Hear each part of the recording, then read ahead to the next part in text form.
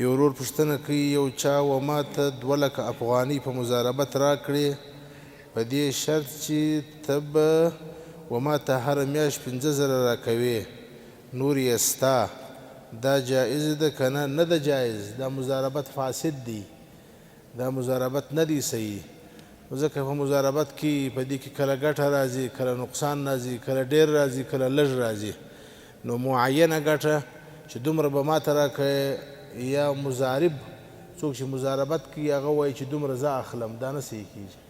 یو دا دی چې په فیصدي باندې معلوم کړي، په فیصدي پروا نه لري، مثلا 2% ګټه به زما وي هره میاشت او 3% به ستا وي، یا 3 به زما وي 3 به ستا وي.